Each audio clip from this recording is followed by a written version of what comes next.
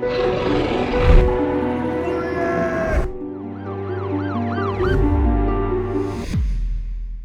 October 1979, Len and Cynthia Gisby and Geoff and Pauline Simpson left their homes in Dover, England for a holiday to northern Spain. It was a driving holiday that would take them through France.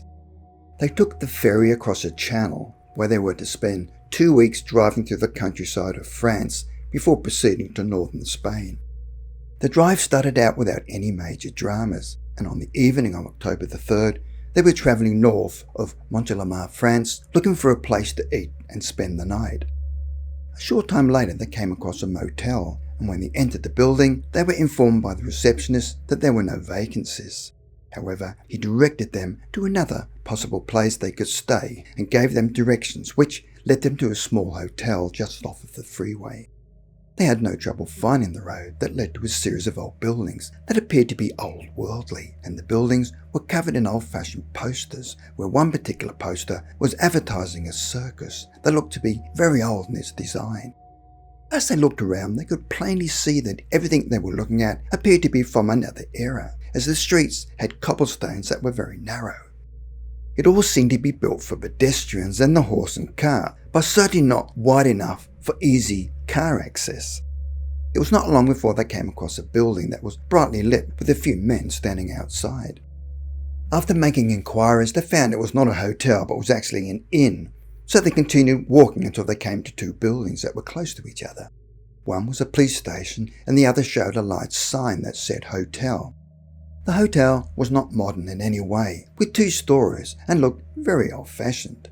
However, it looked clean and the couple were too tired to search for another. Fortunately, they were able to get rooms for the night. Communicating was difficult as nobody could speak French and receptionists could not speak English, but they nevertheless managed to book rooms for the night. The inside of the hotel looked even older than the outside, where everything was old and made of heavy wood. As they looked around at the dining tables, they found there were no tablecloths, just a wooden table. As they glanced around the room, they could see no sign of a telephone or elevator, and it was as if they'd stepped back 100 years, as nothing around them was in the slightest bit modern.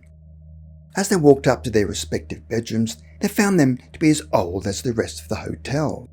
The beds were large and heavy, and although there were bolsters to rest their heads, there was no actual pillows. There were no locks on the doors, only a catch, and there was no glass in the windows, just wooden shutters. The plumbing in the shared bathroom looked to be very old. However, it was very clean and looked reasonably comfortable, and they were too tired to quibble. Overall, the outdated appearance gave everything a sense of charm. It was certainly different, but there were more surprises to come. After resting and unpacking, they made their way to the dining room, where they ordered eggs, steak and potatoes and drank lager, but what surprised them was that the cutlery appeared to be very old. After dinner, they went back upstairs, tired but satisfied, and had a good night's rest.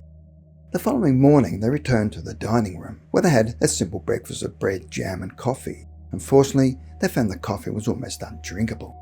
As they were having breakfast, they observed the other guests that had entered the dining room and found they were dressed rather old-fashioned. There was a woman wearing a silk evening gown, and under her arms was a small dog. Then 2 gendarmes appeared in strange uniforms that were unlike anything they'd ever encountered in France. The 2 couples were more enchanted than confused by all that they'd seen and decided to take a few photographs. Geoff Simpson photographed his wife Pauline standing by the old window, while Len Gisby took a photo of his wife Cynthia inside the hotel, and when they went outside, they took a snap of the hotel from the outside. Len and Geoff then attempted to communicate with the gendarmes by asking directions to the freeway that would take them to the Spanish border. The gendarmes were rather confused by their questions and did not seem to understand the word freeway and just shrugged. Eventually, the policemen seemed to understand what they were asking and advised them to take the old Avignon road. Len and Geoff felt the directions they were given seemed to be a roundabout way of getting to the freeway, and instead decided to retrace their steps and go back the way they came in order to get back onto the Montelimar freeway. The next surprise came when they were ready to check out of the small hotel. As Len approached the manager to pay their bill, he was shocked to see that the charge for dinner, accommodation and breakfast came to a meagre 19 francs. That would have been equivalent to $3 in 1979. Len figured the manager had misunderstood and attempted to tell the manager that he was paying for all 4 people and not just himself. But the manager continued to nod as if everything was correct. Len even checked the bill with the gendarmes. They did not want to underpay. They just smiled, suggesting it was correct.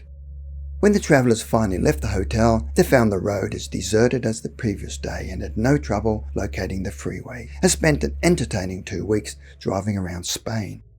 As the couples were returning to England via France, they thought it would be a great idea to stay at the same quaint hotel because the prices were so cheap.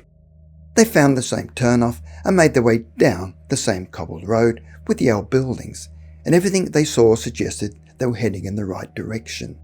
However, they could not find the hotel and headed back towards the freeway to the motel to ask for directions. When they spoke to the receptionist, he said he'd never heard of any such hotel. When they asked about the receptionist who'd previously given them the directions to the hotel, he said no such person has ever worked there. Totally confused, the travellers headed back to the location and drove up and down the road in an effort to find the hotel. They did eventually find the building, but it was now in ruins, and next to the ruins they found the remains of what was once a police station. They ended up staying at a hotel in Lyon, which cost them 247 francs. Totally puzzled, they figured there must be a rational explanation for everything, but more surprises were in store.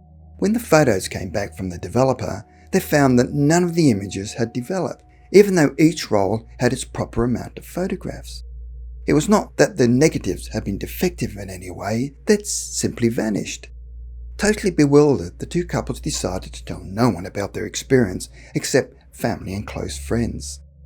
Len had described the uniform of the gendarmes to an historian friend who said that its description matched the type worn by the French police at the turn of the century. Another close friend suggested they'd experienced the time slip and had inadvertently spent the night in a hotel that had not existed for many decades.